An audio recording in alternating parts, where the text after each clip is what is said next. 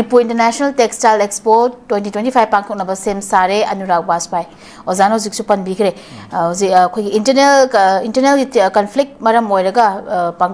kanuki Textile Expo si English ngani kunga humdo amasung kun mari dasu expo si pangthokpa ngamdana lakhi bane haibagi pawam su leire adu handak gi lakadoriba November 9 dagina 12 fawba numit mangani chupna Urban Hut Nilikuthi da pangthok lagani Manipur gi irang khara fagalakpadagi Siroi Festival pangthokhiba laikre handak pangthokadoriba expo na inakulaba textile gi heritage adubu miyam na uba fangani haina su phungduk pa leire uza Sir, kitang tedang at hindi uza. The machine ay siya economic hub amako. Ako yung whole ako yung di kano neba culture neba. Ay di ako yung pisalon sa haybuse. Ako yung handloom and textiles ako yung artisan singa sige ako yung masi cultural kaya tare ako yung heritage aman neba ko. Ako yung kudi magta loy na magnupi o bising ayamba loy na magpisaba he. Kungkak kang bahay amahay adu hojik ki lariba kaino sina kharbudi handare ko adubu whole mayam puna makse khogi nupi oina poko mayam singa se yung gida phisalon sa tawba phi lon ba saba adagi laidi saba kot pa any kaino amadi akoi da masi akoi cultural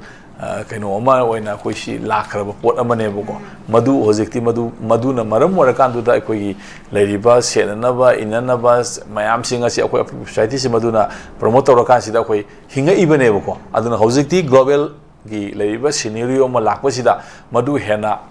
promoter ra kan da madu hena prithvi gi mphom khuding makta sando kan da akoi su asugumba cultural heritage ama lejaba pot jati amani pro amani haibasi masak takpa loina na madu gi laiba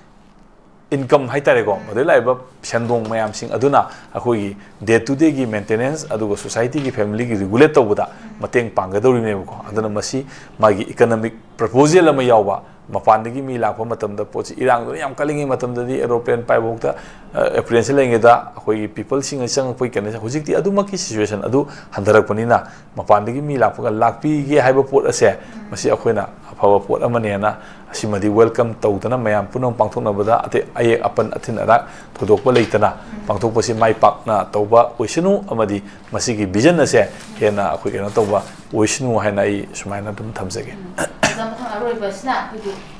Reservation order Manipur da kamdoba Central amadi state lengaki thabak changboda leibak ase leiba socharaba kanglup singda lengak na piriba reservation da mayek sanganmaga mari lenana leibak asegi apex court oiriba Supreme Court na haukiba September thada takiba order Manipur lengaki thabak lobada chatnagadra chatnarodra habegi wafam lakli habegi wafam mayawre samtang sakramai thamaya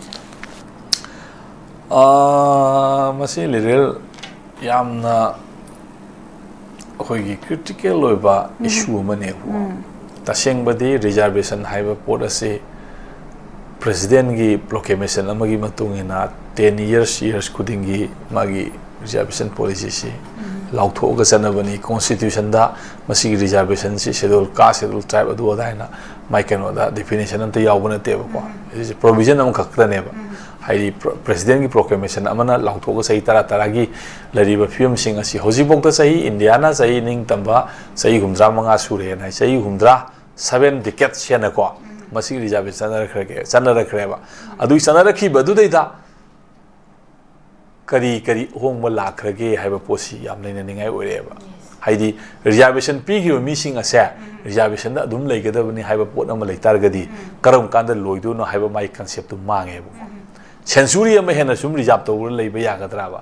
yorokadore century ama haisi ko sei kun manga da ngai sele ba yorokadabo ko aduna masi Supreme Court lokhalaiba pose tamna masi hemaning gre masi da politics tawrakan sideda masina maram murakanda paisa maya ama reservation ni adugena lagena sam hojikti mamangi keno amada Supreme Court na khoi reservation singa se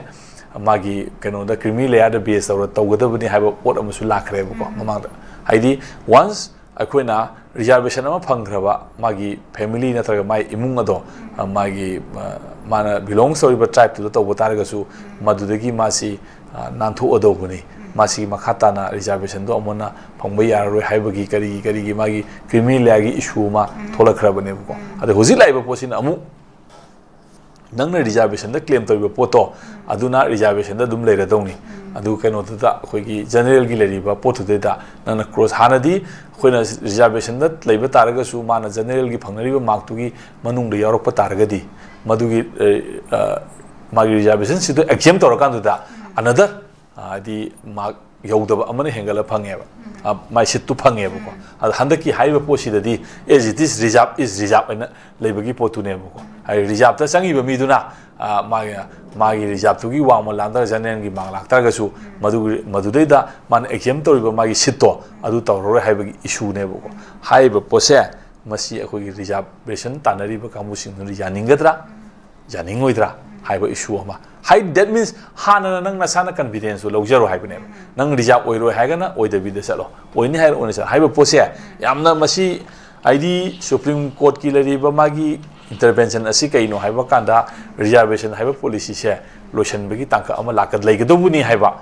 potu neba laiba thamaiba potiko aduna mase